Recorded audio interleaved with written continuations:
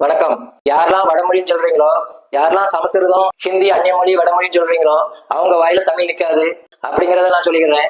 சமஸ்கிருதம், வடமொழி, ஹிந்தி, அந்நிய மொழின்னு சொன்னீங்கன்னா உங்க வாயில தமிழ் நிக்காது, நிக்கவே நிக்காது. இந்த நாட்டிலையும், இந்த நாட்டு மக்களிடத்திலையும், இந்த மொழி முன்னாடியும் நீங்க தலை குனிஞ்சு நிக்க வேண்டிய சூழ்நிலை வரும். அப்படி அந்த நிலைமை உங்களுக்கு வரக்கூடாது அப்படிங்கறதுக்காக தான் சொல்றேன். இப்ப பாருங்க, சக்காலத்தி என்ன சொல்றாங்க அப்படின்னா, சக கருத்தை உடையவள் அப்படின்னு சொல்லிட்டு ஒரு தவறான விளக்கம் கொடுக்குறாங்க. தக்காலத்தி அப்படின்னா சக கூட்டல் கழுத்தி கிடையாது. சக்காலத்துக்கு சக கழுத்து மட்டும் தான் இருக்குமா, வேற எதுவும் இருக்காதா? அப்படி கிடையாது. சக்காலத்தியை எப்படி பிரிக்கணும் அப்படின்னா, சக் கூட்டல் காலம் கூட்டல் ஆத்தி, சக்காலத்தி. இப்ப நம்ம இதுல படிக்க வேண்டியது என்னது அப்படின்னா, ஆத்தினா என்ன, சக்குனா என்ன, இந்த மூணு சேர்ந்து என்ன பொருள் தருது அப்படிங்கறத படிக்கணும். மோதி ஐயா நமக்கு கத்து தர வேண்டியது என்னதுன்னா, ஆத்தினா என்ன, சக்குனா என்ன அப்படிங்கறத நமக்கு கத்து தரணும். வப்பாட்டி அப்படின்னா அதுக்கு என்னெல்லாமோ வழக்கம் தப்பு தப்பா சொல்றாங்க. அப்படி கிடையாது. ஆட்டி வைப்பாள், வைப்பால் ஆட்டி அப்படிங்கறத தான் வப்பாட்டின்னு சுருக்கமா சுருக்கி வச்சிருக்கு. அதை விடுத்து அதுக்கு என்னெல்லாமோ வழக்கம் சொல்றாங்க. அப்படி கிடையாது. வைப்பால் ஆட்டி, வைப்பாட்டி, அவ்வளவுதான். வெற்றிலை அப்படின்னா வெறுமை கூட்டல் இலை அப்படிங்கிறாங்க. அதுவும் தப்புதான்.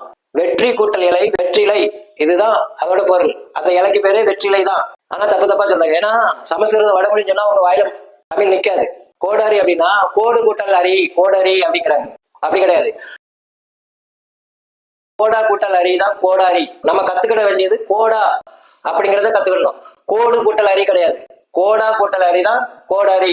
கோடான கோடி அப்படிங்களா, கோடானா என்னன்னு தெரியாது. அதுக்கு ஹிந்தி படிச்சாதான் தெரியும். கோடானா என்ன, கோடான கோடினா என்ன, கோடா விலைனா என்ன அப்படிங்கிறது. கோடானா என்னன்னு படிச்சாங்கன்னா அந்த மூணுக்கும் பொருள் கிடைச்சிடும்.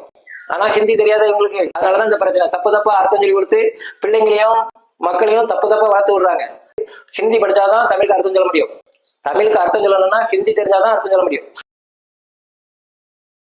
விநாயகர் அதை எப்படி பிரிக்காங்க அப்படின்னா, வினா கூட்டல் அகர் அப்படின்னு பிரிக்காங்க. வி கூட்டல் நாயகர், விநாயகர் அப்படின்னா தலைவனுக்கும் தலைவன். இந்த விநாயகர் அப்படிங்கிற பெயருக்கு உங்களுக்கு தெரியணும் அப்படின்னா, அந்த கடவுள் அப்படின்னா என்னங்கிற அந்த தத்துவத்துக்கு அர்த்தம் தெரிஞ்சாதான் தலைவனுக்கு தலைவன் அப்படிங்கிற தலைமை பண்பு தெரியும். இது தெரியணும் அப்படின்னா உங்களுக்கு கடவுள்னா என்னன்னு தெரியணும். கடவுள்னா என்னன்னு யாருக்கு தெரியாத, பிரதமர் மோடி ஐயாக்கு மட்டும் தான் தெரியும். இப்படிதான் தமிழை கொள்ளுன்னு பண்ணிட்டு இருக்காங்க. பிரதமர் மோடி ஐயா, எப்படியாவது தமிழனையும் தமிழ்நாட்டையும் காப்பாத்துங்க ஐயா.